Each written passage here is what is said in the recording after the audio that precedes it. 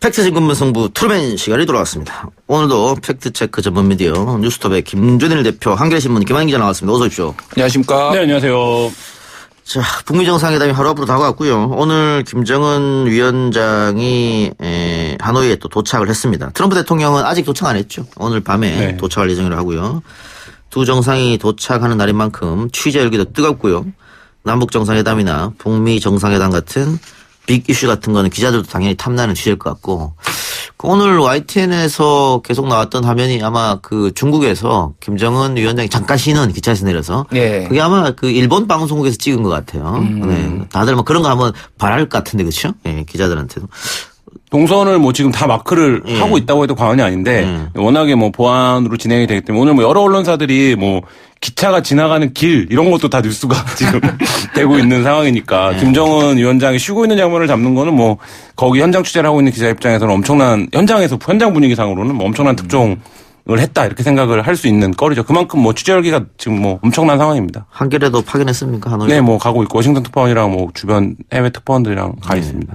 김한 기자 갔으면 또 뭐 따왔을 텐데 특종을. 제가 뭐 한국 지형에 강해갖고요.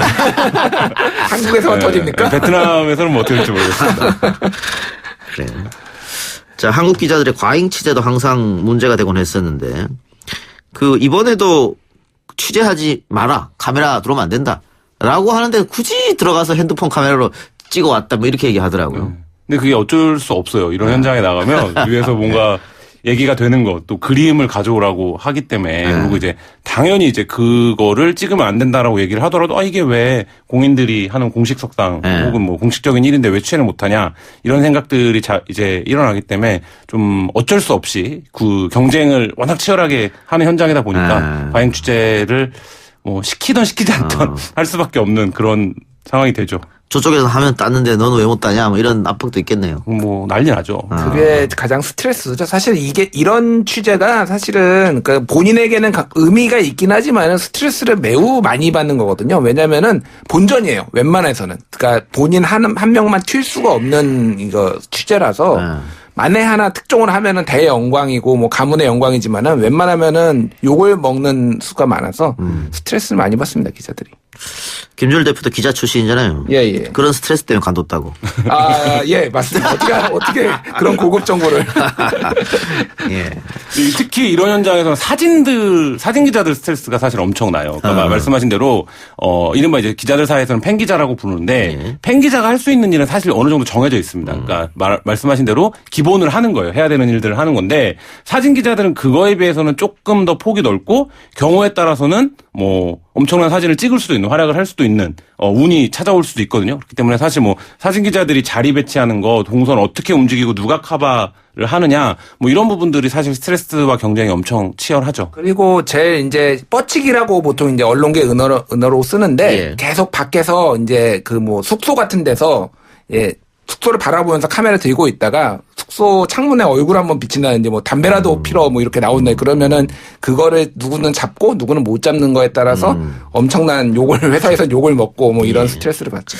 지난번 국정농단 사태 때 우병우 수석이 팔짱 끼고 있는 모습 이런 거 멀리서 찍어가지고 그 대특종한 거 아닙니까? 그렇죠. 조선일보가 그걸 했잖아요. 그러니까 이런 경우에 공식적으로 취재가 가능한 동선들이 있고 만약에 예를 들어서 뭐 아침에 그냥 산책을 나오는 트럼프를 나 혼자 찍었다. 뭐 이러면 사실 그거 자체로 엄청나게 상상력을 할 수 있는 소재가 되잖아요. 그러니까 지금도 예를 들어서 김정은 위원장이 묵는 숙소와 미국 기자단이 묵는 숙소가 같은 호텔이라는 것 자체가 엄청나게 화제를 불러일으키고 있는 상황들이 그 은연중에는 이제 왜 그런 경우에 이제 동선이 겹치는 상황들이 발생할 수 있기 때문에 물론 뭐 김정은 위원장 굉장히 특수한 존재이기 때문에 경호나 보안 같은 것들이 뭐 상상을 초월하겠지만 뭐 그런 상황들이 연출되지 말란 법이 사실 없죠. 그래요. 그래서 오늘 팩트체크는 북미 정상회담을 언론사별로 어떻게 다루고 있고 혹시 잘못 전달하고 있는 내용은 없는지 점검해 보는 시간을 갖도록 하겠습니다. 먼저 두 사람이 주목한 정상회담 보도는 어떤 게 있을까요? 예, 뭐 이런 큰 이벤트가 있으면은 대부분 일면 톱을 굉장히 좀 의례적으로 하긴 합니다. 그래서 뭐 경향신문은 예를 들면은 청와대가 말하기를 북미 양자 종전선언 가능 뭐 이런 걸 했다든지 뭐 국민일보는 문 대통령 평화 번영 우리 손으로 신한반도 체제 주도 뭐 이런 거를 일면을 실었는데요. 조선일보 같은 경우에는 참 이게 자기만의 시각으로 독특하게 이렇게 신문을 만들더라고요. 그래서 일명 톱은 아니고 사이드인데 김한솔 보호단체 이번 주 중대 발표. 그러니까 가로 열고 가로 닫고 그래서 그 김한솔이 누구냐면은 그 김정은 위원장의 형이었죠. 이복형이죠. 예, 이복형 김정남의 아들로 알려져 있는데 여기 이번 주에 중대 발표를 한다라는 거를 굉장히 일면에 크게 보도를 했습니다.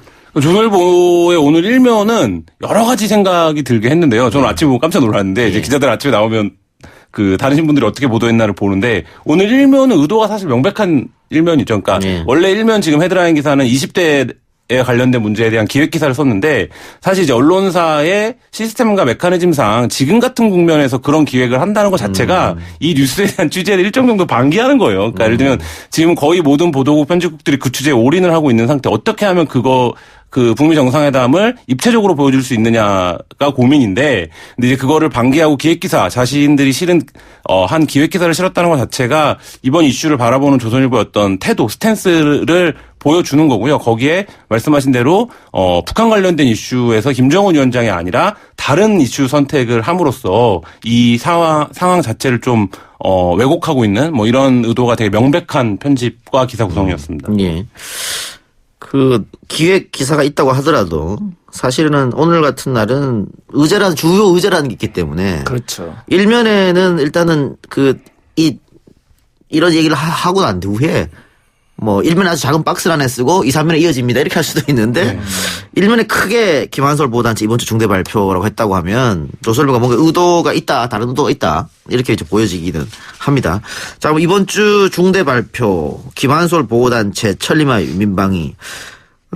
사실은 그 김정남 씨가 사망하고 난 후에 김한솔은 어떻게 됐냐 관심이 많았을 것도 사실이죠. 예. 그리고 이 천리마 민방위가 보호하고 있다. 그것도 과연 그러면 그 단체는 뭐냐? 이것도 관심 가진 사안이긴 했습니다. 네. 그런데 천리마 민방위가 이번 주 중대 발표하겠다라고 하고 내용은 어떤 의도가 있다고 봐야 될까요? 이게 뭐 저는 그 기사 자체에 대단한 뭐 새로운 팩트가 있다거나 사실이 있는 걸 주목해야 되는 게 아니라 그 기사로 김정은 위원장이 전 세계가 지금 왜 기차를 타고 가느냐를 주목하고 있고 그게 외교적으로 어떤 메시지냐, 종전선언을 할 거냐 말 거냐 이런 거에 주목하고 있는 날 다른 기사를 선택한 그 초이스 자체가 메시지라고 생각을 해요. 그러니까 말씀하신 대로 뭐 평시라고 하면 뭐 김한솔을 보호하고 있는 단체, 그리고 지금 조선일보는 이제 베트남 여성의 연루서를 제기하고 있는 건데 뭐 그런 부분들이 충분히 뉴스가 될 수 있고 기사가 될 수 있지만 오늘 조선일보가 그걸 선택한 이유는 북미 정상회담을 우리 프레임, 일면 프레임 밖에서 밀어나겠다 이 의도 외에는 사실 설명이 안 되는 선택이죠.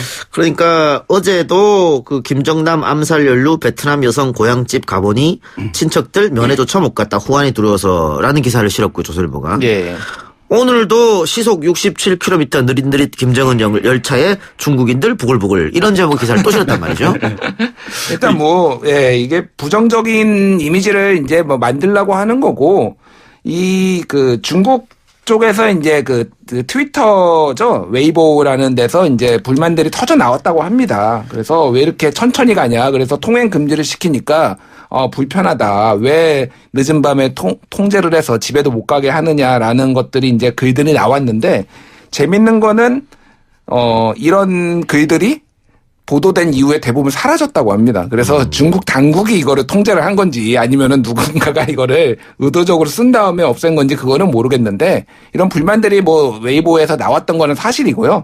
다만 이거를 뭐 이렇게 보도한 것 자체가 사실은 계속 기사거리죠. 어떻게 보면 조선일보의 그 의도가 보이는 것 자체가 기사거리라고 보여집니다. 오늘 기사 제목에 김정은의 남행열차 이벤트 이런 제목을 뽑았거든요. 그러니까 이 제목을 뽑는 것도 언론사에서 제목을 선택하는 것도 굉장히 중요한 작업이거든요. 공정에서 보면 시간을 꽤 많이 할애하는 작업 중에 하나인데 이렇게 가벼운 제목을 뽑고 이 자체를 그 프레임에 맞춰서 중국인들 어떤 중국인이 그러니까 웨이보에서의 대다수의 여론도 아니라 어떤 중국인이 함을 여기다 붙여서 중국인이 부글부글 하고 있다. 이렇게 붙이고 있는 것 자체가 저는 전 세계에서 거의 유일하지 않을까 싶은데. 저도 그렇게 생각하는데 그 만일 이 67km 느릿느릿 김정은 열차에 중국인들 부글부글 한다. 그 화가 나는 중국인도 있겠죠.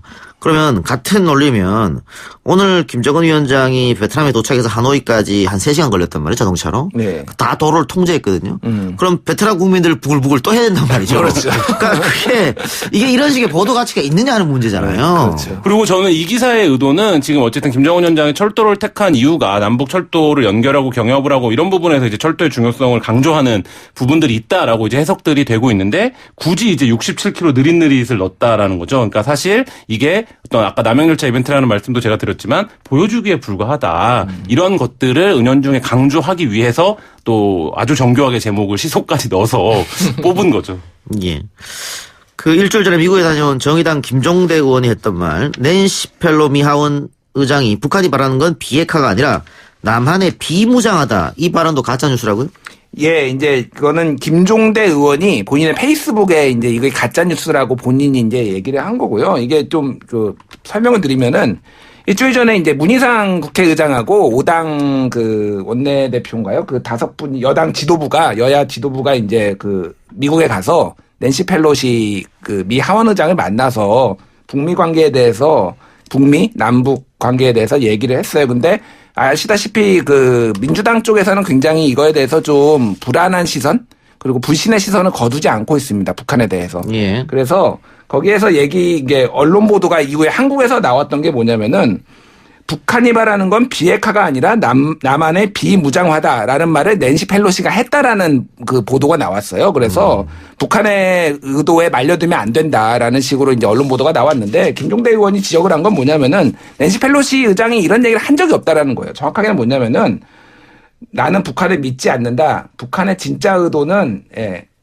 잠깐만요. 그러니까 북한의 의도는 완전한 비핵화인가 아니면 비무장화인가라는 의문을 던졌고요. 거기에서 자유한국당 의원이 북한의 의도는 남한의 비무장화다라는 말을 덧붙였어요. 근데 그게 자유한국당 의원의 말이 아니라 낸시 펠로시 말처럼 이게 해가지고 낸시 펠로시가 부정적으로 보고 있다라는 식으로 보도가 됐거든요.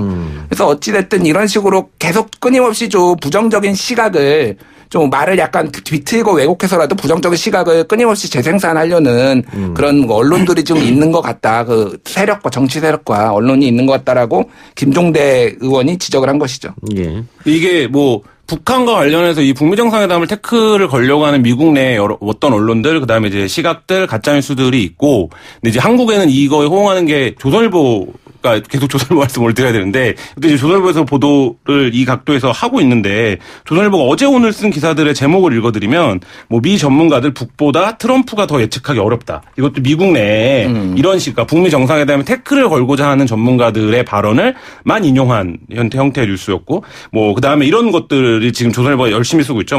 한국 미와 손발 안 맞고 중일 간은 삐걱거리고 있다. 그다음에 주말 한미일 안보수장 회담이 무산됐다. 그러니까 예를 들면 이 북미 정상회담을 앞두고 동북아에서 한국이 뭔가 중국하고 일본하고는 손발이 안 맞고 미국하고는 삐걱댄다. 이런 이제 톤들을 해서 이제 전형적으로 의제를 비트는, 그러니까 북미 정상회담을 둘러싼 사항들을 비트는 뉴스들이 미국 일부와 한국 자칭 1등 신문이라고 하는 언론에서 지금 계속 쏟아지고 있는 상황입니다. 최근에 또 BBC 기자가 트위터에 한국 기자들, 특히 보수 매체들, 공정하게 번역해라. 이렇게 항의한 게 있더라고요. 조선일보, 동아일보 보수 매체가 BBC가 쓴 문재인 대통령을 공산주의자라고 평가했다. 이 부분. 앞뒤 맥락을 다 잘라버리고, 문재인 대통령이 공산주의자다라고 했는데, 원문에서는 남한의 리더인 문재인은 외교 천재거나 그의 나라를 파괴하려는 공산주의자 둘 중 하나다. 이거였는데 앞에는 빼고 외교 천재는 빼고 공산주의자다. BBC가 이렇게 썼다. 이렇게 해버렸거든요. 예. 이런 번역 왜곡.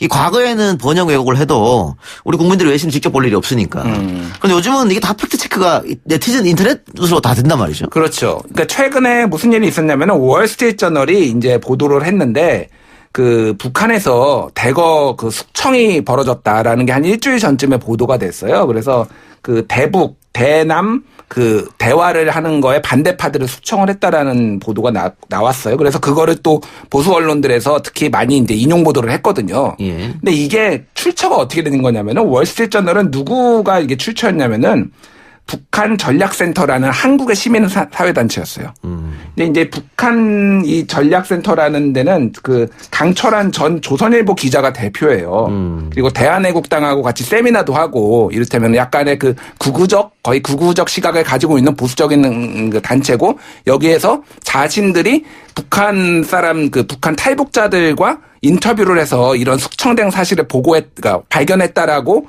이제 보고서를 한 건데 그걸 월스트리트저널이 사실 확인 없이 인용 보도를 한 거고 예. 그거를 또 월스트리트저널이 보도했으니까 이건 사실이야 하고 우리나라 언론들이 또 다 했는데 예. 이런 사실이 벌어졌는지 안 벌어졌는지 아무도 몰라요. 그렇죠. 예. 그러니까는 뭐 다른 것도 아니고 월스트리트저널에서 북한 전략센터 보고서를 인용했다면 우리 기자들은 북한 전략센터가 어떤 곳인지 알잖아요. 그렇죠. 그럼에도 불구하고 WSJ가 이렇게 썼어 하고 신뢰를 WSJ한테 줘버리는 거죠. 그러니까 이제 속을 수밖에 없는 그런 건데. 그러니까 북한 관련된 보도가 사실 이런 부분들이 굉장히 많습니다. 예. 이거는 이제 말하자면 WSJ가 월스트리트저널이 썼고 그다음에 어떤 특정 이게 어디서 나온 얘기인지까지도 이제 확인이 되니까 체크가 가능한데 그동안 조선일보를 비롯해서 보수 언론이 북한 관련된 상황을 보도하는 패턴을 보면 보수정부 시절에는 그러거나 믿거나 말거나 수준들이 굉장히 많았거든요. 그래서 이제 그것들을 그 인터넷상에서 정리만 해갖고 이렇게 보도를 했다. 대표적인 게 누가 죽었다고 했는데 안 죽고 이제 정상회담에 배석을 한다든지. 현성월 씨 보도 같은 경우에도 네. 어떻게 보면은 엄청난 보도 참사잖아요. 그렇죠. 몇 번이나 죽었다고 예. 보도를 했는데. 그런데 이 부분에 대해서 이 보도를 했던 TV조선이죠. 예. 아직 사과가 없단 말이죠. 사과가 아직 그대로 남아있고 그 기사가. 그렇죠. 이런 건 문제가 있다고 생각합니다. 당시에도 그 보도가 어떻게 취재가 됐고 예를 들면 취재원이 누구고 경위가 뭐고 이런 것들이 전혀 없이 완전히 확정적으로 사실이 확인된 것처럼 이제 보도를 했었던 거거든요. 그리고 실제 발언의 수위나 워딩 보도를 전달하는 기법이 그렇지 않다라고 하더라도 그걸 이제 지속적으로 반복하면서 충분히 그런 효과를 유발시켰던 건데 그런 부분들에 대해서 북한은 그냥 좀 편하게 얘기하면 언론 중재에 걸 것도 아니고 고발을 할 것도 아니기 때문에 사실 언론사들이 별 부담 없이 그렇게 보도를 해왔던 세월이 있었죠. 그래서 보면 북한 관련 보도는 정말 유심히 보셔야 되는 게 여기가 출처가 누군지 인용한 게 유독 북한의 고위 관리 출신, 이를테면, 탈북자, 고위급 탈북자, 이런, 것들이 많이 나오는데, 그런 것들은 한 절반 이하로 신뢰도를 보시면 될 것 같습니다. 그렇죠. 예. 저도 취재를 하다가 이 북한 관련된 정보를 이른바 이제 알아봐 주겠다는 브로커를 만난 적이 한 번 있었거든요. 예. 근데 이 정보의 가격이 있어요. 아하. 그래서 어떤 건 $100, $1000, 이런 식으로 이제 가격을 불러요. 자기가 그 돈을 주면 아이템도 다 말해줍니다. 그걸 알아봐 주겠다. 그러면 이제 그런 정보들을 예를 들어서 누군가 구매한다면 한국 언론이 그러고 나서 그거를 당연히 돈을 받고 파는 거니까 그거를 어느 정도는 개연성이라든지 입증할 수 있는 정황 증거 같은 것들을 제시하거든요. 그러면 사실 이제 그런 것들을 확정적으로 보도하는 거죠. 그게 최근에 북한 탈북자들이나 이렇게 중국으로 넘어오는 경우가 빈번해지 많고 활동하시는 분들이 있어서 좀 적극적으로 활동하시는 분들도 있는 걸로 제가 알고 있습니다. 예. 김한 기자 말대로 이 크로스체킹이 불가능한 게 북한 관련 보도기 때문에 일단 쓰고 보는 게 아닌가 이런 생각도 드는데 그중에 하나가 그 채널 A에서 되게 오버했던 북한군 600명 광주민주화운동 때 침투 아니겠어요? 예. 그때는 방송사 최초 광주 투입 북한군 인터뷰한다고 해서 그렇죠. 직접 그 사람이 나왔습니다. 그래서 본인이 당시에 광주에 있었다. 이렇게 확인되지도 않는 이야기를 막 해버렸다. 그러니까 지금 사실은 그때 보도 이후로 자유한국당 등 이 보도를 인용해서 지만원 씨나 당시에 광주에 북한군이 있었다. 이 계속 이렇게 가는 거거든요. 그러니까 한 번 잘못된 오버가 우리 사회에 얼마나 악영향을 미치는지 여실히 보여주는 그런 오버 아니겠어요? 그렇죠. 그러니까 이게 언더그라운드에만 있었던 얘기가 공식적으로 공식 소스로 인용되는 거거든요. 그게 그 추후에 이게 오보였다 사과를 하더라도 계속 인용이 됩니다. 그래서 이런 것들은 좀 강력하게 징계를 해야 돼요. 아직 그거가 누군지 사실은 밝혀지지 않았거든요. 그래서 채널에 의해서 사실은 이거에 대해서 정확하게 밝혀야 됩니다. 지금의 5.18 북한군 개입설의 절반 이상의 책임은 채널A와 TV조선이 지고 있거든요. 예. 공식적으로 그런 거를 보도를 함으로써 지금 이 사태가 벌어진 것이기 때문에 방심위에서 사실은 다시 한번 공식적으로 문제를 제기해야 되지 않나 저는 그렇게 생각합니다. 아니 만일 본인이 광주 민주화운동 때 광주에 있었다고 하면 굉장한 그렇죠. 예. 특정이 될수 있죠. 한국현대사의 기술을 바꿔야 되는 문제인데. 그런데 그렇다고 하면 이렇게 대단한 특종이면 당연히 언론사로서는 크로스체킹을 해서 이 사람이 그냥 혼자 주장하는 것인지 아니면 믿을 만한 근거가 있는지를 봐야 되는데 일방의 주장을 그냥 이렇게 붉은색 달아서 방송사 최초 특종 이렇게 나가버렸단 말이죠. 그럼 그걸 보는 시청자들 믿을 수밖에 없는 그런 상황이 되잖아요. 굉장히 조심해야 되는 부분을 조심하지 못했다. 그럼 앞으로 어떻습니까? 오늘 계속해서 또 내일 또 북한 관련 김정은 관련 보도가 될 텐데 북한 관련 보도는 좀 다른 보도보다 더 신중해야 될지 아니면 소스를 좀 공개한다든지 아까 김한 기자 말대로 북한 관련 뉴스는 거의가 뭐 북한 고위 가오이직에 의하면 이런 식으로 나오는 거잖아요. 어떻게 보도를 했으면 좋겠어요? 그러니까 뭐 그 보도 태도에 대한 것도 지금 이제 북한과 관련된 보도거리들이 많아지면서 한국 사회도 전체적으로 한번 논의할 필요가 있다라고 보고요. 저는 오히려 지금 이 북한 관련된 가짜 뉴스가 유통되는 맥락들을 좀 주목해야 된다라고 보는데요. 그러니까 뭐 김정은이 제가 이제 오기 전에 가짜 뉴스 카톡방들에서는 오늘의 이 북미정상회담 어떻게 보고 있나를 조금 모니터링을 해보니까 굉장히 이게 많이 돌고 있더라고요. 김정은이 북미 정상회담을 하기 위해서 600명을 숙청했다더라, 50명을 숙청했다더라 여러 가지 버전으로 돌고 있는데 그게 결국엔 그러면 어떻게 되냐면 나중에 유튜브에 굉장히 선정적인 편집이 된 화면 같은 걸로 들어옵니다. 그리고 이제 그게 아까 채널A 말씀하셨지만 그런 식의 이제 사람들이 보기에는 공신력이 있는 매체들에 의해서 한 줄이라도 보도가 되면 이미 언론에 보도가 됐다 이렇게가 나오게 되거든요. 그러니까 이제 과거에 없었던, 과거에는 이제 최소한 이제 그렇게 SNS상이나 다른 플랫폼에서 뉴스의 짜깁기나 왜곡된 뉴스, 가짜뉴스가 유통되는 플랫폼이 없는 상태에서, 북한 관련된 문제를 보도해 왔다면, 지금 이제 북한에 태클을 걸고자 하는 신념을 가지신 분들이 적극적으로 뉴스의 소비자로 활동하는 시대라는 점을 감안해서 정부도 그렇고 언론도 그렇고 조금 더 기존까지의 방법이 아니라 다른 방법을 좀 동원할 필요가 있다. 알겠습니다. 두 말씀 오늘 여기까지 드릴게요. 수고하셨습니다. 예, 감사합니다. 감사합니다.